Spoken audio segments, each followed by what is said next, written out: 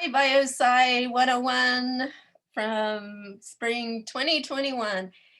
This is Dr. Giorgi, and today we're going to talk about Koehlering. This is lecture 8. So, Koehlering. Well, before we dive into the heart of Koehlering, I want to present you with a super brief history of scopes. So microscopes, as we know them, were first invented in the 1600s by Leeuwenhoek. And this is a Leeuwenhoek microscope. It's basically a pointy tip to impale your flea or whatever your specimen was. As long as it can be stuck on that pointy tip, it's in the right place to view through. That tiny hole contains an optical grade convex lens. So there's basically a little lens and you put the specimen in front of it, and that was the start of microscopy. We have obviously evolved to have more techniques and more equipment, fancier equipment. And really, it was in the 1880s and, for the next several decades, actually 1880s till now, where there have been remarkable developments in microscopy, in particular in Germany. Carl Zeiss, Ernst Leitz, and others made some remarkable improvements to microscopes. I should say that around then and a little bit before that, scopes started to be this really cool there was a scope fad. They had scopes made of pure gold, and they had, at parties, it was a rich people thing, of course, in Europe, but like they'd have parties where they would look at pond water and so on. And it's still entertaining to this day to do that, right? It's still really interesting. There's still tons to learn. But because of that kind of interest in scopes, people started taking their knowledge from optics and making them better and so on. And the four main scope companies today came out of that time. Well, the two of them, Zeiss and Leica in particular. Zeiss was founded by Carl Zeiss, and there were some of the greats of microscopy who worked there and made some important developments. And Lights became Leica eventually. And those two scoping companies are still phenomenal. And equally phenomenal, to be honest, are Nikon and Olympus. The two, Zeiss and Leica, are in Germany. Nikon and Olympus are in Japan physically.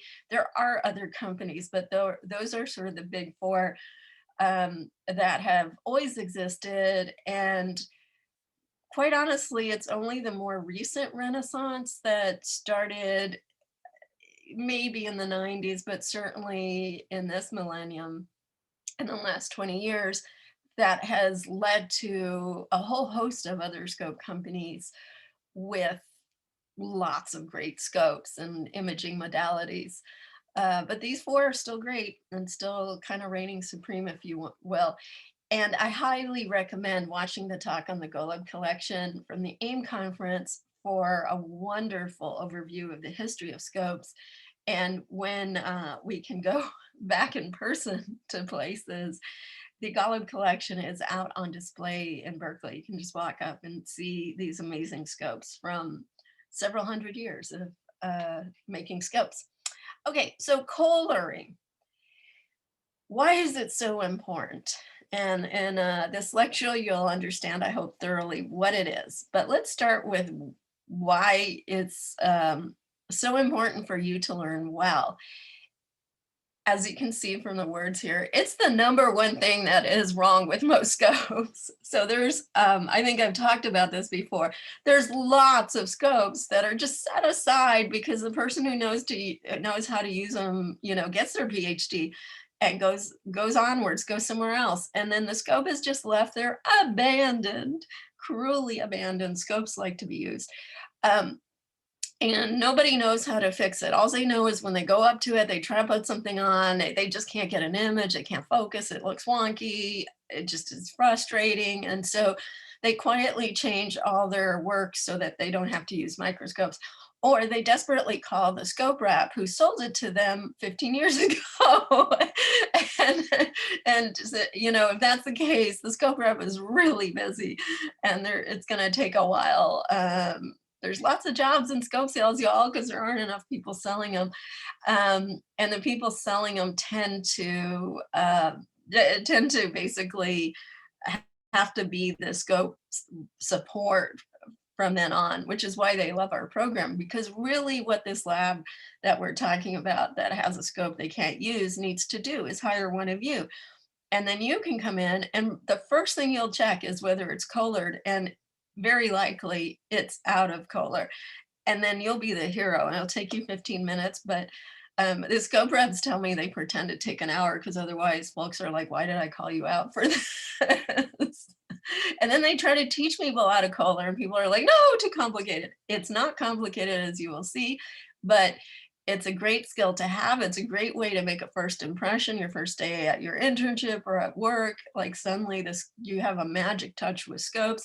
This has happened to a lot of our graduates. So pay close attention, learn how to Koehler.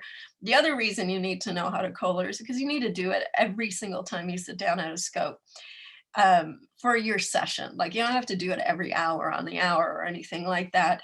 But you definitely want to do it the first time you approach the scope that day. You're going to sit there for a few hours imaging, Koehler it first. Koehler often, frequently, as much as possible, basically. There's no such thing as over Koehlering unless you're just trying to procrastinate from imaging. But who would do that? Imaging is the fun part. Okay, so what does it mean? It means that you're fixing the light path to make sure everything's lined up so that you can get an image. If it's really badly out of Koehler, you're not going to even get an image. But more importantly to us, you're going to get a good image and you're going to get the best possible image out of that scope. Remember, every part of the process needs to be optimal. So you need to do your best on preparing this specimen, and then you need to do your best on, excuse me, allergy cough. You need to do your best on imaging the specimen, and then this is where Koehlering comes in. And then, of course, you need to do your best on the post-acquisition data analysis. So yeah, this is one of the most important skills you'll gain in this class, interestingly enough, because just from what I've heard from graduates, again, the fact that you can Koehler right away earns you a lot of respect, in your whatever lab you're going to next. And that very much includes histo labs, folks. Pathologists do tend to know how to Koehler because their whole world is microscopes. So the doctors that are viewing the slides you make will know how to Koehler. However, there might be, they'll appreciate that you know how to do it. And there might be other people around not using the scope who don't know how to do it. So this is, once you start Koehlering, you're going to do it the rest of your life. It's quite fun and quite powerful, I would say. So Koehlering is actually named after August Koehler, and it's a German name. For those of you who might know German, there should be an umlaut, so two little dots over the O. For sort of American spelling, we just go Koehlehler. And there's a German way of saying it that's something like Koehler or Koehler. I'm not sure. I have terrible German pronunciation. So I just say the American way, which is Koehler. And he did work for Zeiss, actually, along with Ernst Abbe, who I will tell you about later, who's one of the really important founders of modern microscopy. And we call what we're going to do Koehlering because he really is the one who implemented the illumination scheme that we still use. Because remember, Leeuwenhoek just had a lens and that's it. We now have objectives that are made of many lenses. And then we also have, thanks to Koehler, a condenser. which condenses the light to a point on our stage where our specimen's going to be. And we also have a bunch of apertures or diaphragms at various key places in the light path that make all the difference and allow us to get great resolution and contrast in ways that weren't possible until Koehler figured it out and made it work on scopes. And pretty much all the scopes since then use this kind of illumination system. So there was a lamp. Obviously there had to be a light source. Originally it was candles or oil lamps or things like that. Now, of course, we have light bulbs of different kinds. But in a Koehler system, illumination system, you put an adjustable aperture, an adjustable opening in front of that light source. That is an iris diaphragm. And then the condenser, first of all, you have a condenser, and then you also put another iris diaphragm in front of the condenser. So you have this adjustable opening twice in the light path before the light even hits your specimen. Okay, so one's in front of the lamp and one is in part of the condenser assembly. So let's think about iris diaphragms for a moment and what they are. So diaphragm just means an opening, an aperture is another word that's used a lot in microscopy for it. Aperture is just a fancy word for opening. And diaphragm is just another word for opening. Diaphragms do tend to be adjustable though. And the iris diaphragm is a type of diaphragm that has a series of blades. And you can see this, I hope, in this image. And they're shaped in just such a way that if you turn the assembly, you will close down the hole and you will get it to be a very small hole. Some can be fully closed. Ours tend to be just down. We just need it to go down to a small hole.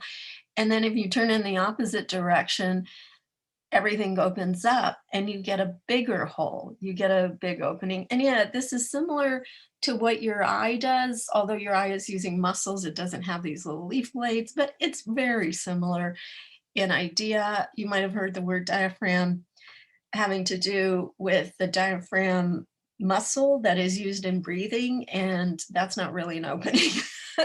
So if you're taking anatomy right now, this is a different kind of diaphragm. But so iris diaphragm, again, is just a general name for an opening that has a particular way of being adjustable. It has these little leaves or blades, and you turn the exterior of it, and that will shut it down or open it up. Okay, so that's what an iris diaphragm is. Here's some more examples. The one on the right shows you the same one, same type, stopped down and then opened up. Okay, so I hope you get the idea. Now we're going to think about it in terms of the microscope that you're using, which is the Meiji microscope.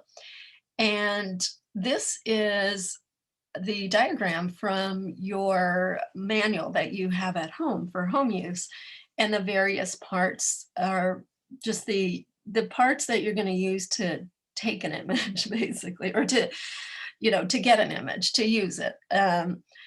And that manual, I have to admit, was made for microscopy students, but is also made for when we do outreach events with these scopes. And these are the parts that everybody should be using. That's fine.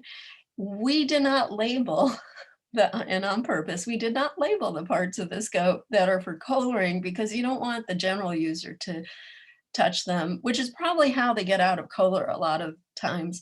But we very much want you to use them and to use them every time you sit down at a scope, as I said. Let's take a minute to just think about the path of light, right? Because microscopes, it's all about the light path and getting contrast and resolution. So you have the light source, which in the case of the Meiji is a bulb. It's actually in the back of the base, and there's a mirror that points it up through the through the opening, basically. I just realized this diagram doesn't have it on this because I intentionally try to find the simplest diagram of light going through a microscope that I could. And what I really want to point out here, and I think it's important to remember this and think about this always when you're imaging, the light from the bulb ends up focused to a spot on the stage. And that's why you have to focus the stage. You have to move the stage with your specimen to that exact point in space so that everything's in focus. Okay, so the reason that the light, which, the light starts out as a column of light, it's big fat column of light. How does it come to a fine point like that? Well, it does because of the condenser. That's what the condenser is doing for you, is it's taking that big fat column of light and bringing it down till it's just a very small column of light, basically. And we can functionally think of that as a point.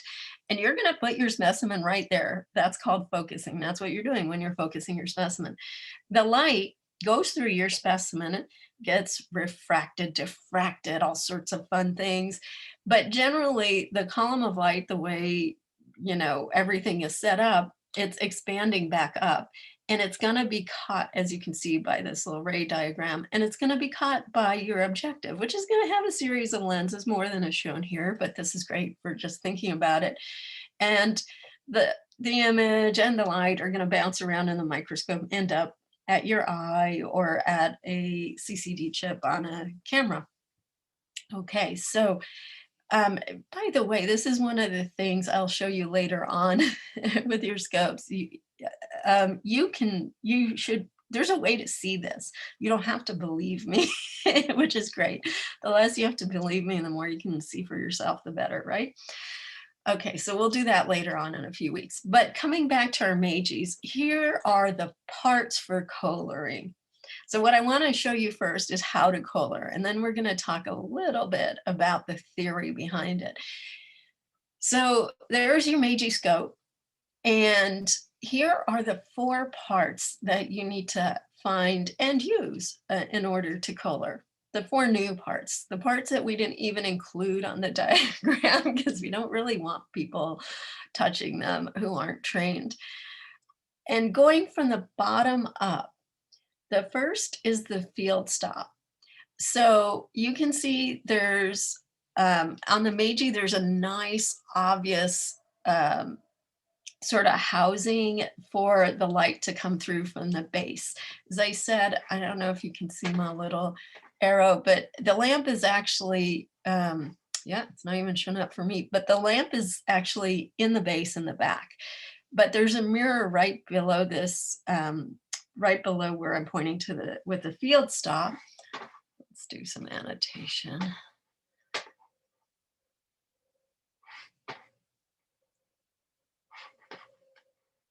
Okay, sorry, again, control issues with the mouse.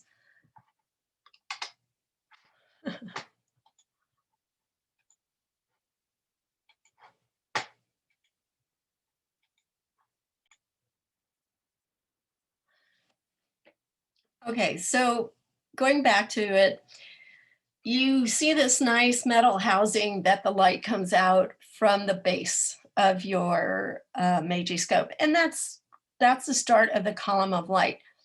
The collar of that housing and is the field stop. And you can see I'm kind of tripping over my words because I told you, as I've told you before, in microscopy, we're so used to pointing to things. I'm making up words as I go along. I'm like, what is that thing called? I don't know. I just know the field stop is there. And that's what I'm going to use when I'm Koehlering. So on this particular scope, the field stop is this collar of this portion that sticks out, and that's where the light comes from.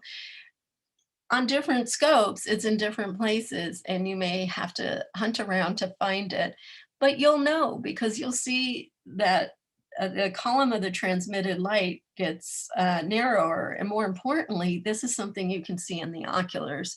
So use this lecture in conjunction with my video from the live lecture section where I'm demonstrating this and pointing to parts. This is sort of your companion to that, basically.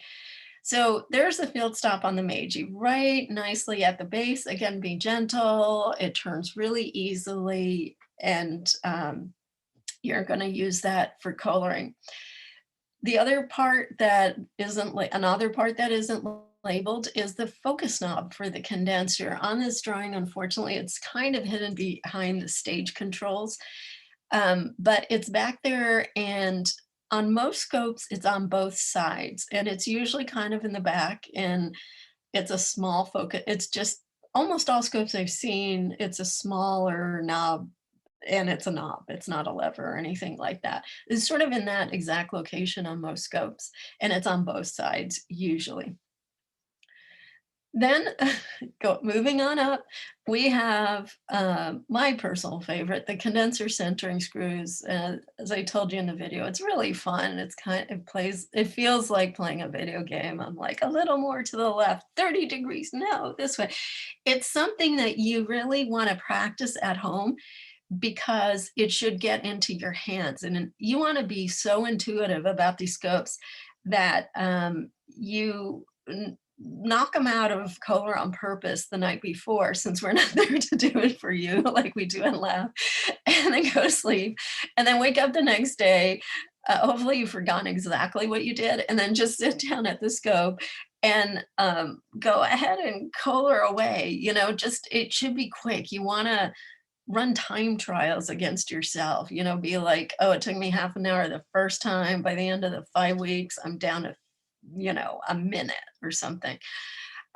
You still want to be good at this. This is the kind of thing where you get to be a perfectionist, so enjoy it.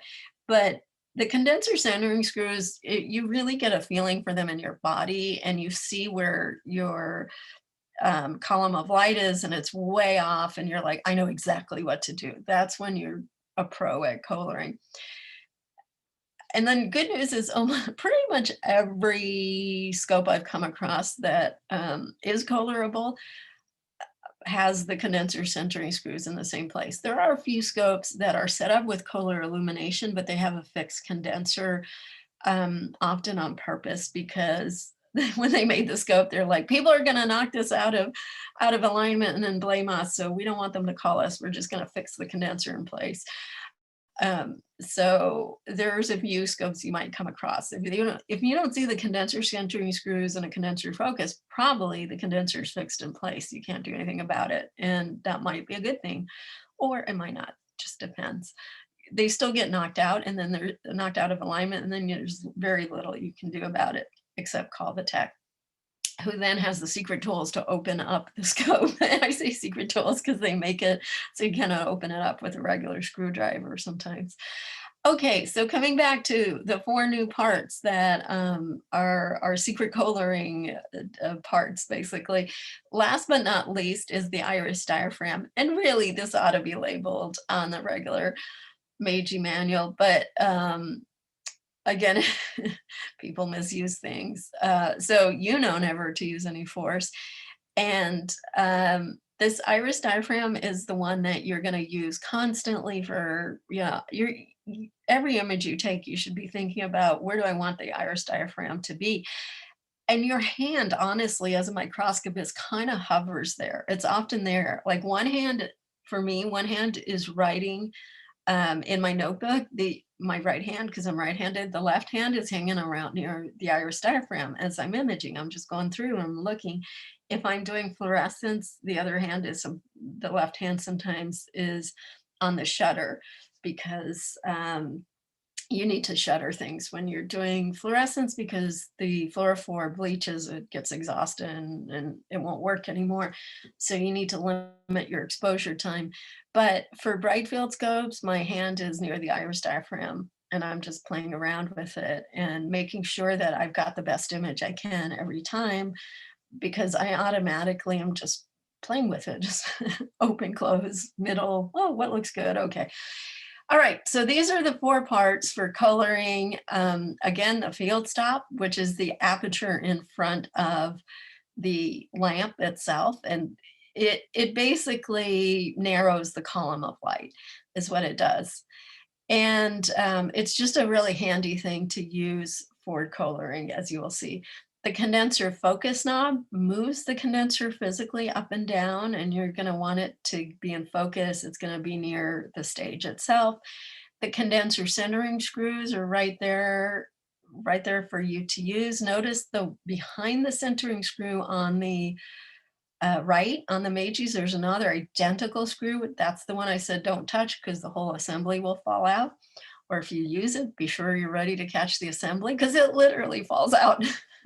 It's heavy. When you release it, it's like freedom, yay. Okay, and then last but not least, the iris diaphragm, which is our, one of our best friends as a microscopist.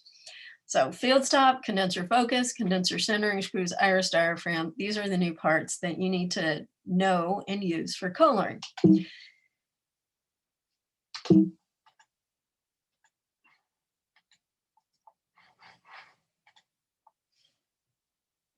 Okay, so terminology with Koehlering.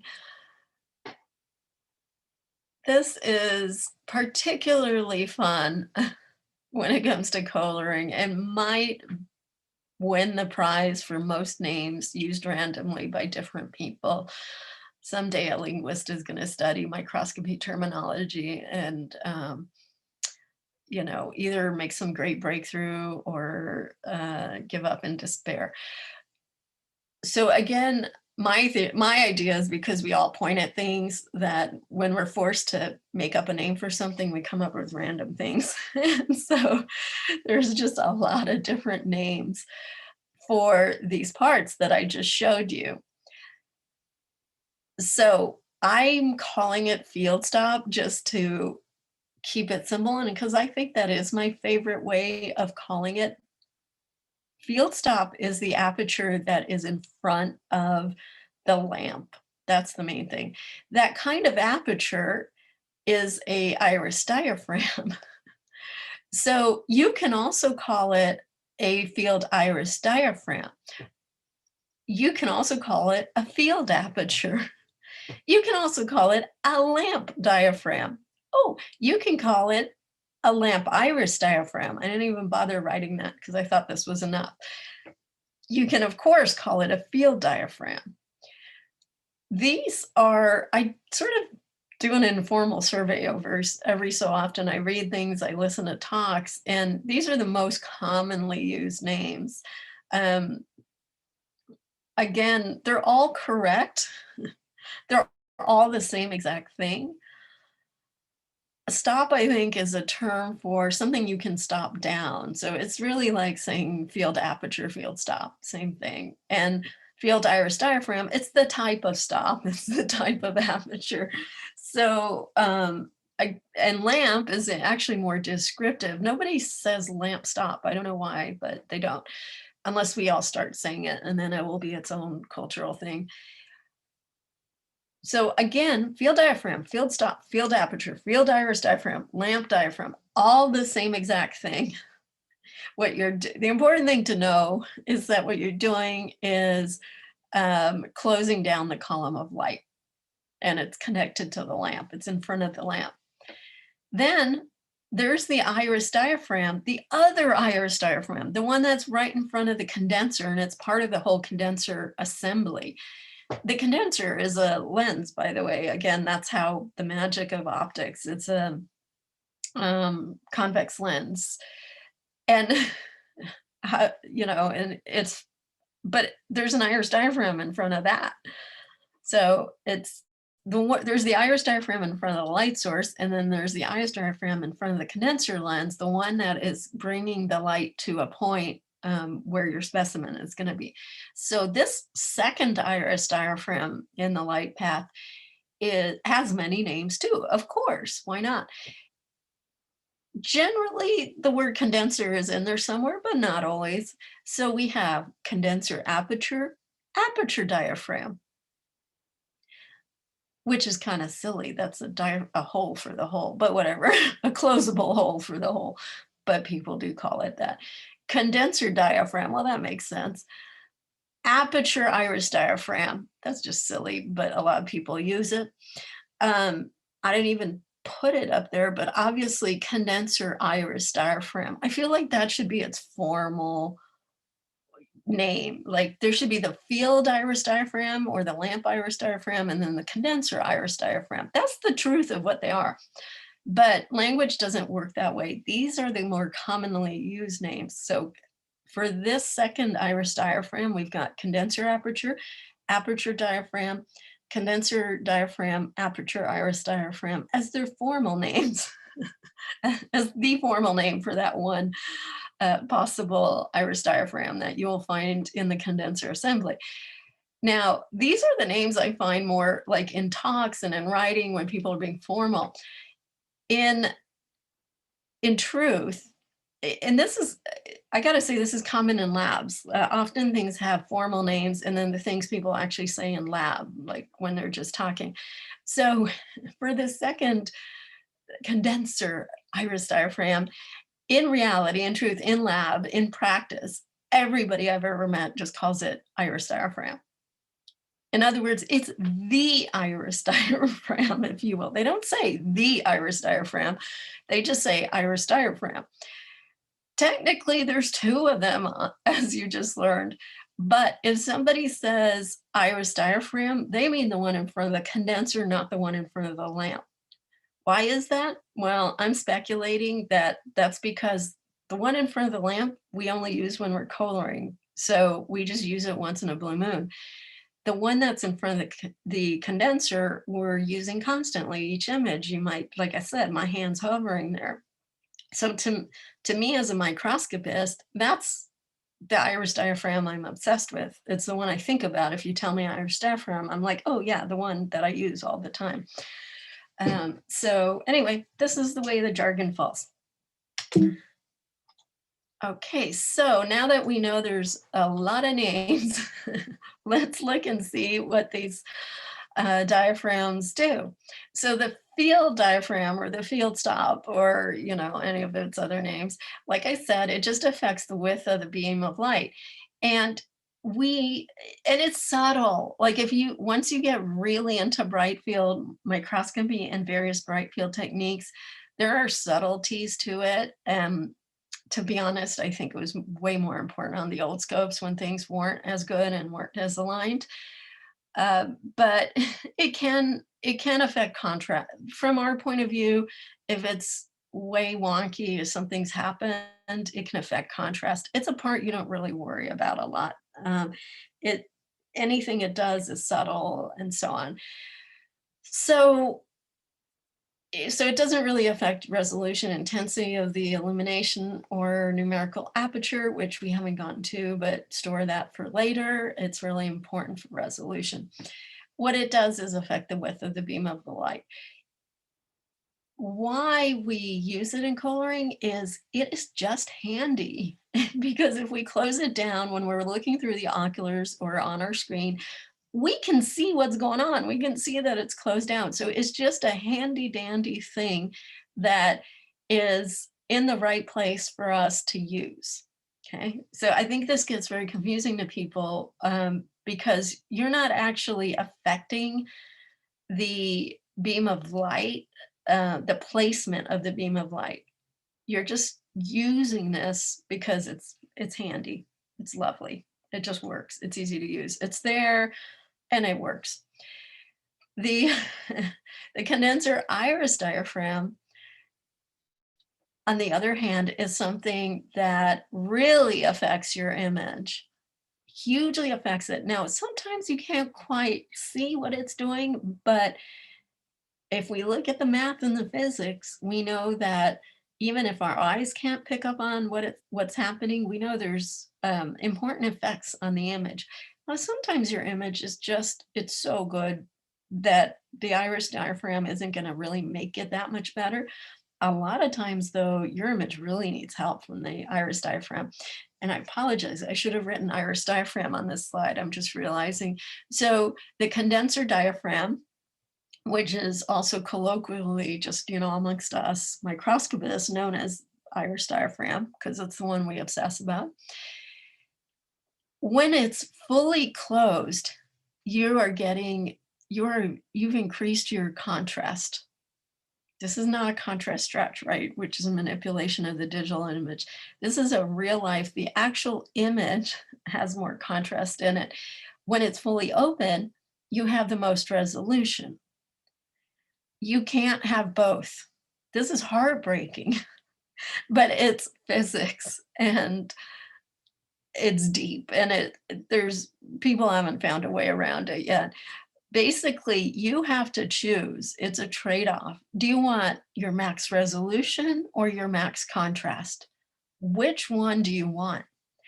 There is no good answer to this. It just depends on your actual specimen and the question you're asking of your specimen. So it depends on what you're trying to see, why you're imaging it in the first place. There's no, written obvious answer to this. This is where your skill as a microscopist comes in, and you choose. And obviously, you don't have to choose the, fully open or closed, max closed.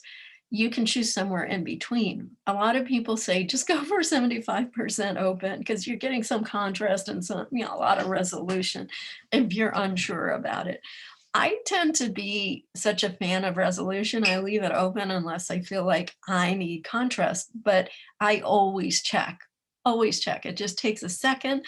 Look at your image while you're doing it. If you can see a visible change, oh my gosh, there's a really big change happening in the actual data of your image. And so then make a decision about it. Think about what you're trying to see. If you can't see something, often you just have to play with the iris diaphragm. Voila, you can see it. As I said in the video, you're sort of going back and forth between your rheostat, which is your illumination, right? Levels, how bright do you want the light, and your iris diaphragm. So here's a hot tip. You don't always want the brightest light. You do if you care about the color. We're going to get into that later. But in general, we tend to be like, let's just blast the light. Light is good. We love light. We're about light. Well, yeah, it's true. Light is wonderful. But if you're doing a transmitted light image, bright field image, you can have too much light. You can have a very thin specimen and there's so much light that you just blast it. It just flies through your specimen. Cheek cells are sometimes like that. So with your cheek cells, play around with, wait, am I giving them too much light? If the specimen is kind of thick, you're going to need a lot of light because it's going to get it all absorbed, right? So cheek cells are a great one to play with the iris diaphragm and also mess with the light at the same time. So give it a lot of light, play with the iris diaphragm. A little less light, play with the iris diaphragm. A little less light, play with the iris diaphragm. Again, you do this enough and you'll be able to sit down on a scope, just look at a specimen and go, oh, I know what's wrong. I need to open up the iris diaphragm. That you want to be there. After 5 weeks, be there. Challenge yourself to just be able to eyeball something in the ocular and go, I know how to fix this image. I know how to get the best image out of this specimen. Okay, so this is from the Florida FSU website, Davidson website, showing you kind of the difference in the condenser diaphragm. I challenge you actually to get me a better image than this, something where it really matters. Hint cheek cells, hint muscle slides, any of the, so you got 5 slides in your little green slide kit. You all have different slides in there. So see if you can find some muscle in that tissue and do this with the iris diaphragm and see if you can get me some really stark example where you're like, I can't see this unless I close down the iris diaphragm. This whole feature appears suddenly. Okay, there's an interactive, again, at the Davidson FSU site that you can play around with. But since you have your own scope, those of you who have your own scope now, play with it. Those of you who are going to get it, play with it when you get it. In the meantime, use this. Okay, so how do we actually color? What are the steps? I will note that there's tons online about this, so have fun, go look at that, and notice that people have different numbers of steps and this is one of those fun things. If you get 5 microscopists in a room and you ask them how to clean a scope, there will be 10 ways and 3 fistfights. Not literally, but almost. If you ask them how to Kohler, there will be 6 ways and 1 fistfight. So I'm just saying that there's 3 things that that people fight about in microscopy. One is how to clean a scope. People are very passionate. 2, equally passionate and sure how to Kohler. What are the proper steps? How many steps are there? And 3, what is the resolution of a confocal? Just letting you know. So you're going to see a lot of videos online and you might get confused, but watch them and notice the common themes. This is how I break it down after watching and reading a lot and asking a lot of scientists about this. So I broke it down into 4 steps. And it's important to say that you should Kohler every single objective. So you're going to Kohler your low power because that's where you start always, right? You're going to use only the coarse focus. I mean, the coarse focus is only used with your low power. You're going to use the coarse focus to get where you need to be. And then you're going to Kohler for the low power objective. Then you're going to change and you're going to go to the next mag and you're going to Kohler again. And then you're going to go to the next mag. You're going to Kohler again. This is lab number 2 in lab set 1 in your at-home labs, basically. Kohler frequently, basically, and Kohler every objective. I'm just going to talk about one objective, but know that you, of course, repeat this for every objective. So you're going to start with the low power, and technically the first step of Koehlering is adjusting the lamp. The lamp needs to be in the right place. Now on your Meijis, the lamp can't wander. It's in the base. It's either there or it's not there. On the scope that I showed you on the video on the Zeiss, you can see the lamp was housed in the back, and that can get knocked around. In fact, that very scope, we used to have to adjust the lamp every few months. The first year of its life, it just had wanderlust. I don't know. We couldn't understand it because it was like we'd leave it, we'd come back the next day, and it had wandered off somehow. So yeah, ideally, you don't have to do that very often. You sort of get the lamp to the right place. But, technically you want to make sure the lamp is in the right place. We're talking about making sure all the optics and the light path are in the right place. You start with the lamp. So I'm going to call that our first step, and many people do.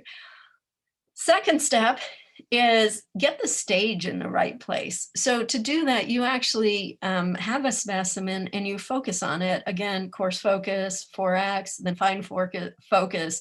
4x also, you want to make it perfect.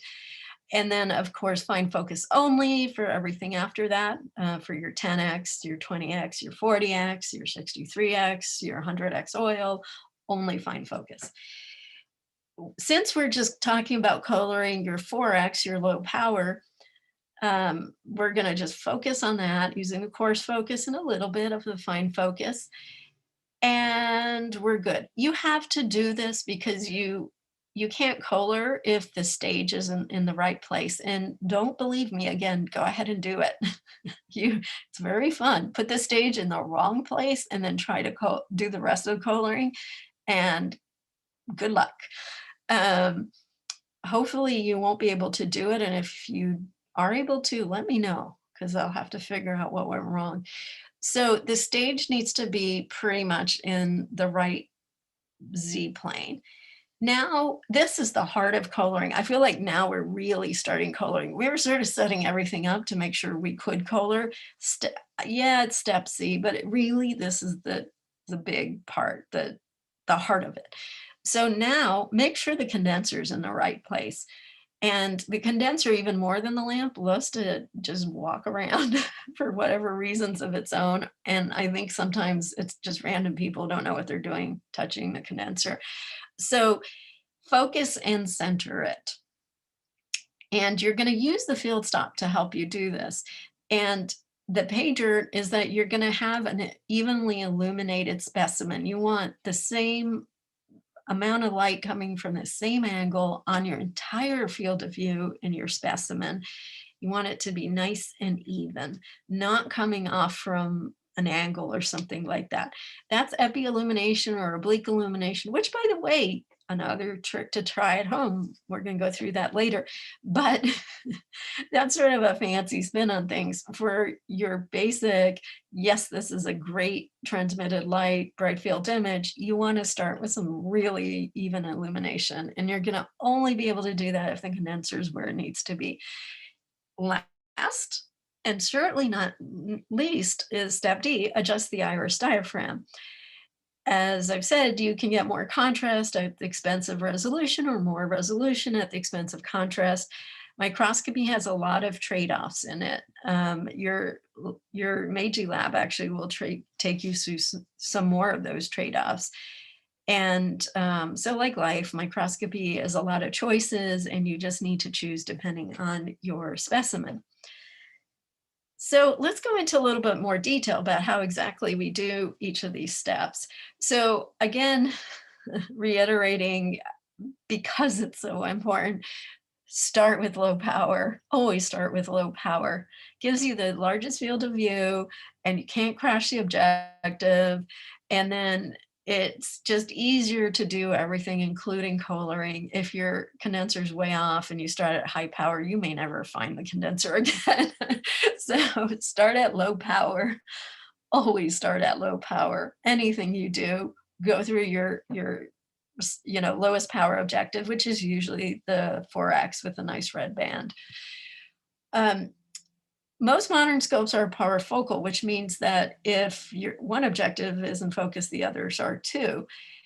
And that means that you'll only need to make slight adjustments you already know you only have to make tiny adjustments with the fine focus to where you're putting the stage. Same thing with Koehlering. If you color the 4X properly, your 10X won't be colored properly, but it will be close to proper. It will be almost there. And you'll just have to scooch it a little bit. And then you'll go to your 40X and you'll be like, so close to perfect, but not yet. And then you scooch that over a little bit. And the good news is once you've done whatever your top mag is, then your 4X is even better than it was before. So it trickles down in this one case. Okay, so step A, adjust the lamp.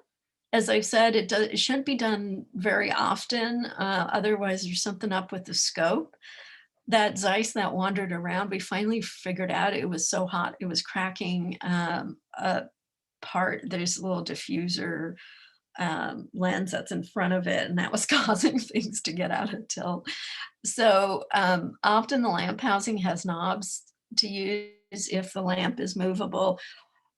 Just like those centering screws are very similar. And there's a whole technique to, you sort of project the lamp image onto, in our case, the wall, because it's right near there. And then just move it till it's centered. And the newer models often are self-centering. They have little mechanisms. For those of you curious about that, I can do a demo later on in the semester, but if it's not centered, you see two images of your lamp and you just get them to match. It's very satisfying and fun. But the Meiji's, the lamp can't wander around. It's where it is.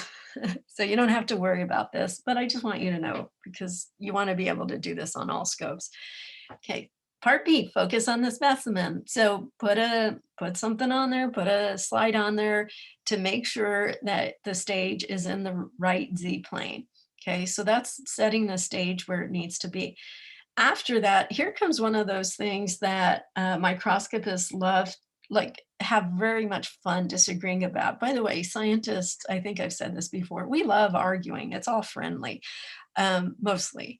But yeah, pretty much, it's like, oh yay, you're gonna argue with me. Let me argue about this. So, and to be honest, I had Peter Werner was our tech for about 10 years, and he and I almost always had opposite views. And we used to demo this, I would say, do it this way. So this is something I almost find myself calling up his, I'll be Giselle. So Giselle says, remove the specimen, it's distracting. Peter says, no, the slide is, refracting the light and you need to leave it on to make it correct. And to be honest, we've tried it both ways. We end up with the same result. So of course, I think I'm right. But the point is, no matter what the other videos you watch will say, they will say, you must remove the specimen, or they will say, absolutely, keep it there. They're both right. It's not actually going to make a huge difference. And again, try this for yourself. Let me know what your opinion is. But the important thing is to put the stage where it needs to be so that you can color. And when I say Koehler, so, it's that same thing. Officially, it's 4 steps. Technically, really, it's this one step. It's step C. Okay. This is where you fix the condenser. You make sure it's in the right place. And therefore, you get the perfect even illumination that your scope can deliver. As I've said, the Meijis are just beautiful. They give you beautiful images. So it's a key step, both because the condenser tends to get knocked out of alignment easily, like in being transported to your house. And also because it really makes a difference to your image. So you should just check. You should just always check on it. So how do we know if the condenser is in the right place? We can't see the condenser. I mean, I can look at it physically like a big thing, but when I look in the oculars, I don't know where the condenser is. I just see my specimen. I don't see a picture or an image of the condenser. So, and you're not gonna, it's just not physics, it's not gonna happen. So what we do is we kind of cheat. We use that field stop and we stop it all the way down and we go, oh, I can see the field stop. I can see the column of light as it's coming up through the field stop. And you know that that's an iris diaphragm and it's a bunch of leaves and it's going to look like a circle. But really, if you get it into focus, you should be able to see that it's a little it's got, I want to say pentagon or hexagon. It just depends on the iris diaphragm. Different ones are different shapes, but it's a series of lines. It's not really actually a circle. And you should be able to see the edges of that field stop, and they should be nice and crisp. So that's the first thing, is to get the image of the field stop into focus. Normally, it's not something you want to look at. You want to look at your specimen. But just for now, we're going to close it down. We're going to look at the field stop and we're going to make sure it's in focus. How do you do that? You move the condenser. So this is where you use the condenser focus and you move it just a little bit up, a little bit down until you get it in nice and crisp. And again, this is something that you should practice. And if there's somebody you trust completely that happens to be around you and, part of your pod and all that, you can ask them to mess up the scope for you by moving the condenser out of whack. And then you can fix it. It's a great challenge. It's what we do in lab for you usually. Or you can just be your own challenger and just move it out. But I bet when you open your scope at first, it's going to be a lot of them are going to be actually a little bit out of whack to start with. Okay, so focus it, move it up and down until the edges are crisp. Now you need to center it. Now comes, Dr. Giorgi's favorite part. Use the centering screw. One goes left, right, the other goes away towards, more or less. Sometimes they get twisted around and you're moving at 45-degree angles. Just go with it. The point is you can use these screws gently, short, tiny little movements to center your image and just do what works. Just get it. Just be patient. Sometimes like it'll jump, it'll go just wandering off. Just center the image of the field stop. And as you saw, I hope in my demo, although purists say center it when it's tiny, you can open up the field stop. Again, why not? Whatever works for you to get it perfectly centered, do that. I personally can't tell if it's centered unless I open it up kind of big. And then you're supposed to open it up. When you think you've centered it, you're supposed to open it up till it touches the edge of your oculars, if you will. And, and and then adjust it bit more because you'll notice, oh, it's a scooch to the right. Oh, it's a scooch to the left, something like that. When you're actually done and it's fully centered and you're ready to use it, you've gone through all of the objectives you need to do, you can open it up wide and actually just open up just to beyond your what you can see, because that way you're making sure you're not wasting light basically on things you can't see. You're making sure all the light is coming up through your microscope. It's a subtle thing, but why not do it?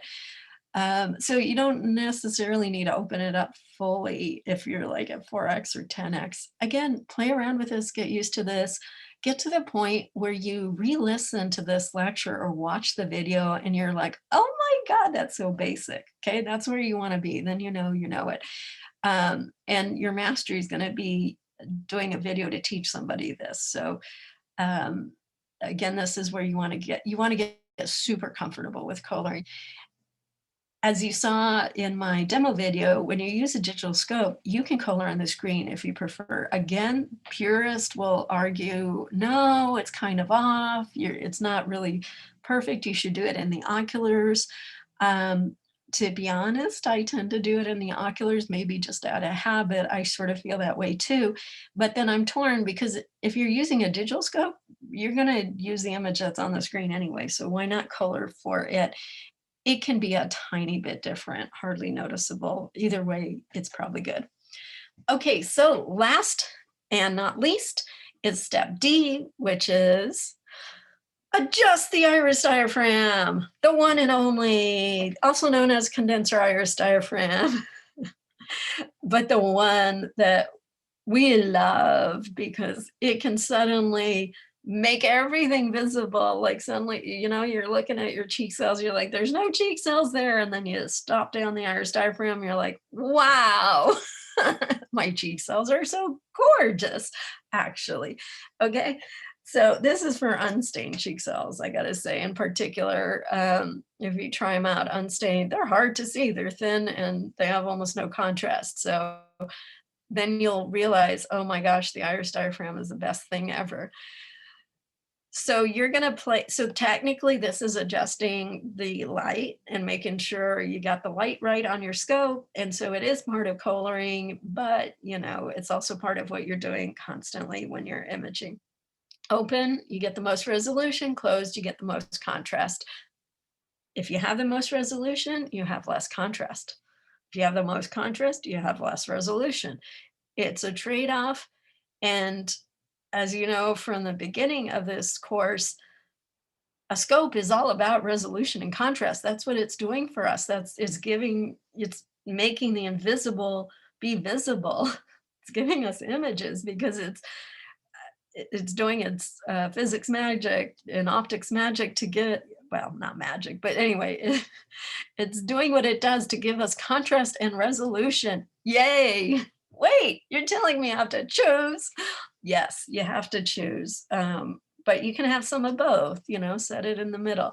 And it's not like you lose all your resolution or all your contrast if you have it one way or the other. It's just you have less of one or less of the other.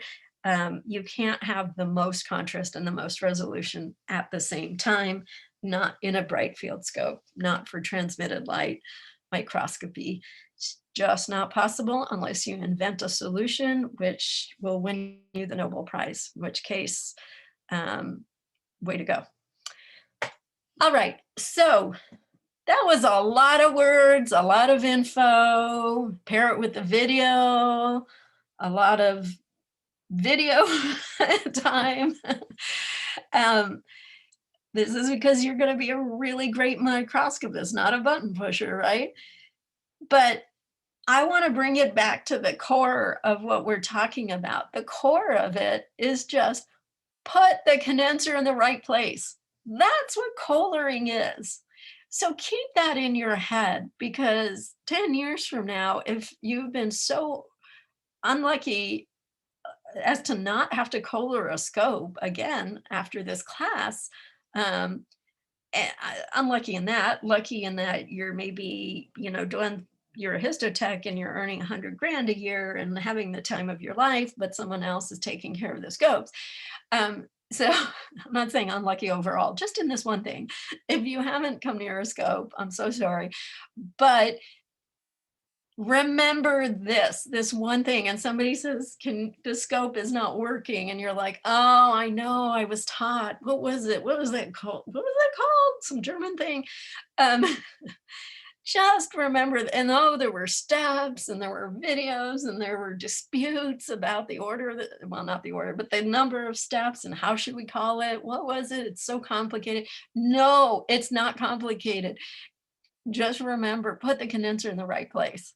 Just remember, if a scope is, you go up to scope, it's not working, you're using regular light and you're like, this scope is terrible, I can't see anything. Check on the condenser. It is helping you. It is trying its best, but if it's out of place, it can't do its thing. Oh, you know, the other big thing is that people do that is pretty interesting. Sometimes the nose piece will be not clicked into an objective. So if you're not seeing anything, make sure there's an objective in the right place, that it's not in between objectives. That's my number one. It's like, is the light turned on? Oh, okay, so number two, is there an objective in the, light path, or is it kind of half hanging in between objectives? And then number three, which is most of the time, is it out of color? And oh, while I'm telling you my troubleshooting tips, number four, a lot of times people use two cover slips, and that's why you can't get anything in focus. It's too fat. Okay, but coming back to, it's probably the condenser, which it almost always is if the scope is not being taken care of. Koehlering is just putting the condenser in the right place. That's all it is. I'm going to say that again because it's important. Koehlering is just putting the condenser in the right place. One more time, because it's fundamental. Koehlering is just putting the condenser in the right place. 3 is my lucky number, but you know what? We're going to say it one more time because you're going to say it with me. If you can, say it out loud. That's more powerful. If you really can't, say it with me in your head. Koehlering is just putting the condenser in the right place. Okay, that's simple. If you want to have a good image, think about the light path. Starts with the bulb. Is the bulb okay? Next is the condenser. Is the condenser okay? If it's not, fix it, that you just colored it. Is the objective, of course, is the slide in the right place? If not, focus. Use the fine focus. Is the objective in the right place? Click it into place. You've probably fixed the scope at this point. The last thing that can go wrong if you've got a digital scope is something wrong with the camera, like it's not connected. And then of course we go on to software, but that's a whole nother topic. Also, all scopes should have an ocular so you can check this kind of stuff. I know some not modern scopes are skipping that step, but it's not a good idea. Okay, so coming back to Koehlering, put the condenser in the right place. That's all it is. Koehlering is just putting the condenser in the right place. What does right place mean? It means, is it in the right place? There's 3 dimensions in space, right? So is it in the right place in Z? That's called focusing it. And that's a certain knob that you use. Is it in the right place in X and Y? That's what we call centering it. And there's the centering knobs or centering screws to use. Okay, so that's all Koehlering is. It's really simple. If you cut through all the noise, all the words, all the details, all the preferences that people have, all they're doing really at heart is making sure the condenser is in the right place. Now that I've simplified it for you, I'm going to make it super complicated again, because you're a microscopist and you need to know about conjugate planes. So when light goes through a microscope, all sorts of fun things happen to it. That's a bit of what we went into with lecture 7 with when we were talking about light and diffraction and refraction and so on. We're going to come back to that. We like to diagram what's going on with these ray diagrams where we show, what's happening, where, oh, look, everything's in focus at one point. Oh, look, now it's parallel beams. Oh, now it's in focus again. You're looking at a series of ray diagrams right now in here. And we can choose, we can make a lot of ray diagrams. So we can choose to diagram what the light bulb is doing, or we can choose to basically where we can see the light bulb is one way we can diagram things. It can and do. Another way to diagram things is where we can see an image. So what you're looking at here are two series of diagrams based on, it's a microscope, it's set up a certain way, and all modern microscopes have these, what we call conjugate planes, but have these light paths through them. And this is from the Davidson Murphy book, also from the Davidson website.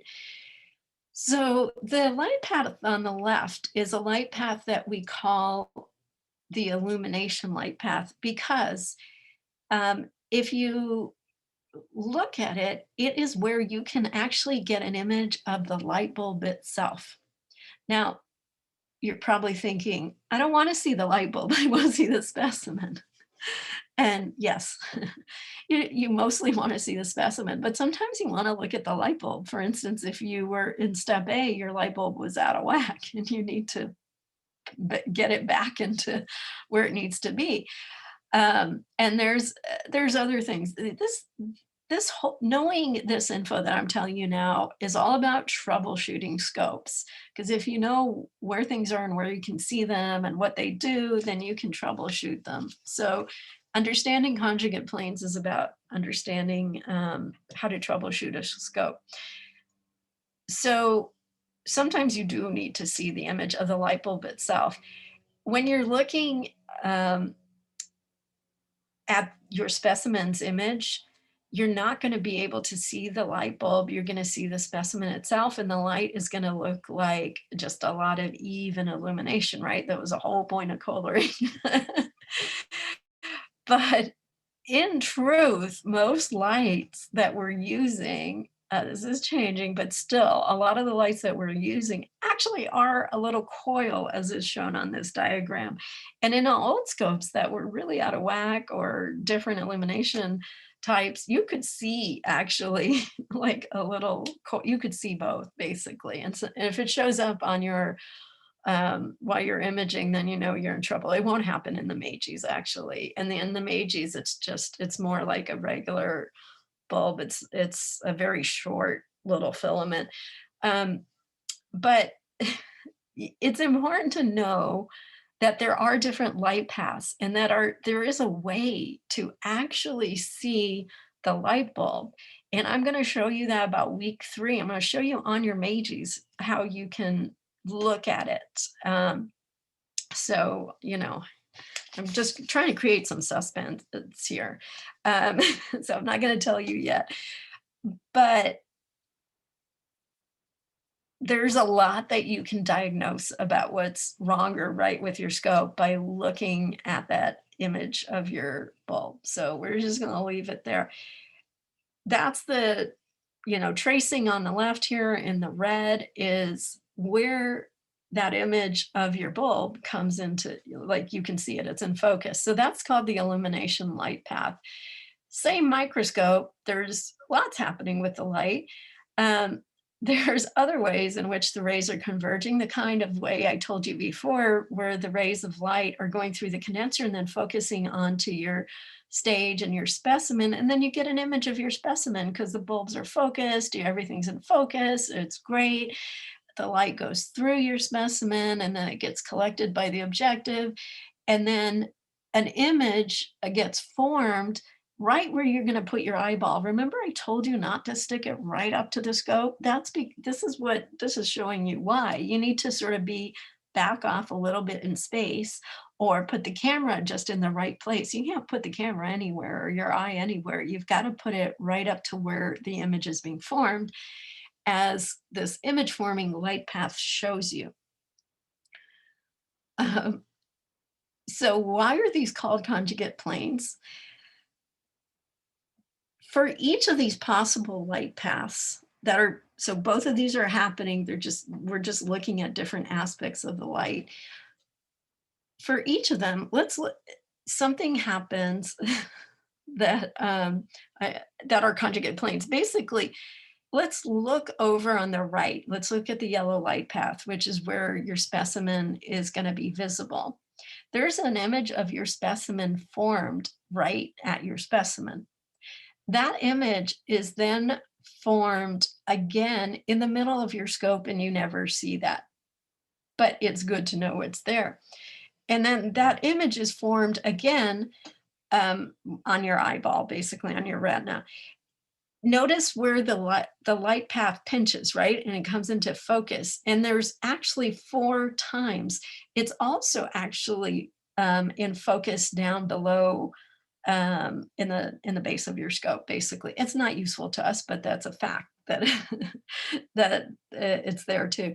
So there are 4 points where the light is in focus. Those are conjugate planes. They're known as conjugate planes because what you can see in one plane, you can see in the other, and the light rays are just focused at those planes. So there are 4 conjugate planes in the image forming light path.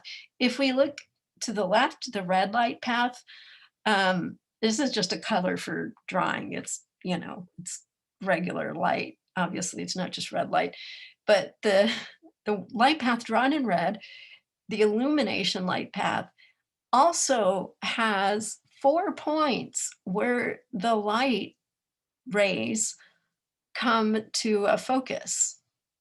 Do you see that? It's actually, wait, 4, 1, 2, 3. Oh, I take it back. It's 3. I haven't counted in a long time. Well, so there's 3 conjugate planes is the point. There are 3 places where you can see an image of the lamp. Those are the conjugate planes. So when people talk about it, they talk about Koehlering, they are saying that you need to get the conjugate planes perfect and all lined up, and you need to get the rays of light to focus as they should. You need to make this diagram happen. And the way that you're doing that is, yeah, making sure the lamp is in place, of course. But really, as I've said before, the big deal is the condenser because usually that's the one that's out of whack. So none of this happens if the condenser is out of whack. So you need the lamp, the condenser, and the stage and the objectives to all be in the right place in X and Z in order to get an image, or at least a good image. Okay, so conjugate planes, that's what it is. Will I ever ask you to tell me to draw this, for instance, out of memory? No. This is an intro class. I do want you to know that this is what's behind it, though. And I want you to know that just basic idea that you're making sure the conjugate planes are all, set up as they need to be, that they're happening actually. And that there's an illumination one set of conjugate planes, and there's an image forming set of conjugate planes, and that you can see the image at different points in your scope, and you can see the lamp at other points in your scope, and that this is a great way to troubleshoot. Okay. In fact, you may have noticed this by now, that often there's some out of focus dirt that shows up, and you move the stage around and you're like, it's not on the stage, it's not on the slide. Why is there out of focus dirt? I see dirt somewhere. Why can't I clean it? Probably it's dirt in the illumination light path. And it might be in focus if you look at the lamp. but it's not in focus with your specimen because it's not anywhere in the image light forming path where there's a conjugate plane. So you're right, there's out of focus dirt that you're looking at and you can't see. And the good news is you can actually subtract that before you take your image if it's constant. Okay, so this is just another drawing of conjugate planes. Same information. I like it. The first one I showed you is the classic way of looking at it. I found this one because I think it's a little bit clearer. So use either one to get a sense of it. But again, I'm not going to ask you all the parts. I just want you to have a sense of this because it's going to play into troubleshooting on the scope. And also because I feel like I can't tell you about Koehlering without mentioning conjugate planes, which is what's behind Koehlering, what's really happening to the light and why you're Koehlering. And then I'm throwing this in because it's beautiful. I found it while I was looking for the Koehlering and I love this. This is not conjugate planes. This is just the image forming plane, but it includes the light path for fluorescence. So you've got the transmitted light path. It's the column, if you will, on the right. And then coming at it at a 90-degree angle, you've got what's going on with the light for fluorescence, including the filter cube. So this is just a beautiful diagram. And I also want you to very much be calm when looking at these diagrams, be intrigued, because this is what microscopes are. And you can literally put a bunch of lenses on what's called a breadboard. It's just a board with a lot of holes and you just put things in. And you can make a microscope like this. Your scope just has, the housing to the shape to keep the dust out, basically, to stop all of us from knocking things around inside of there. There's a lot of air inside those Meiji's, right? And then there's a lens every so often, basically. That's what a scope is. So we're just going to end on that beautiful, beautiful image. And again, don't stress about this. Get fascinated, look at it, stare at it, trace it, think about it.